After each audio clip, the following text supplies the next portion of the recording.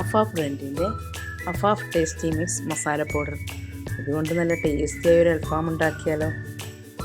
നല്ല ഈ ഒരു മസാല പൗഡറിൻ്റെ കാര്യം എന്ന് വെച്ചാൽ ഇതിൽ വേറൊന്നും ചേർക്കേണ്ട ആവശ്യമില്ല. മുളക്, മല്ലി, മഞ്ഞൾ, ഗരം മസാല എല്ലാം അടങ്ങിയിട്ടുള്ളൊരു വെറൈറ്റി മസാല പൗഡറാണ്. അൽഫാം ഉണ്ടാക്കാം. ഇഞ്ചി, വെളുത്തുള്ളി, പച്ചമുളക്, മല്ലിച്ചപ്പ് ഇതൊക്കെ ഒന്ന് പേസ്റ്റ് ആക്കിയതിലേക്ക് ഈ ഒരു മസാല പൗഡർ ചേർക്കുക. ഈ ഒറ്റ മസാല പൗഡർ മതി. ശേഷം വിനാഗിരിയും ഉപ്പും ചേർത്ത് നന്നായി മിക്സ് ചെയ്യുക. ശേഷം ഓരോ ചിക്കനും ഇതിലേക്ക് പുരട്ടി വെക്കാം. 1, 2, 3 മണിക്കൂർ പുരട്ടി വെക്കാം.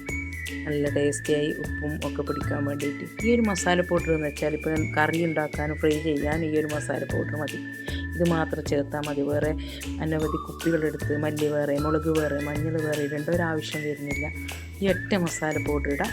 പെട്ടെന്ന് നമുക്ക് കറിയോ ഫ്രൈയോ ആക്കി ഉണ്ടാക്കാൻ പറ്റും. നല്ല ടേസ്റ്റിയാണ്, നല്ല സ്മെല്ലൊക്കെ ഉള്ള നല്ലൊരു മസാല പൗഡറാണ് അഫാഫ് ബ്രാൻഡിൻ്റെ ടേസ്റ്റി മിക്സ് മസാല പൗഡർ.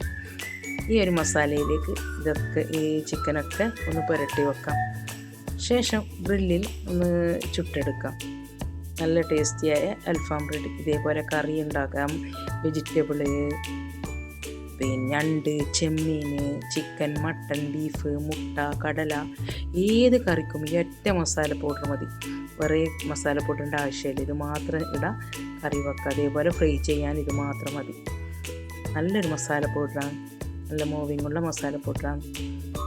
എല്ലാവരും ഒന്ന് വാങ്ങി ട്രൈ ചെയ്ത് നോക്കുക. ഓക്കെ, എന്നാൽ ഇൻഷാ അല്ലാഹ്.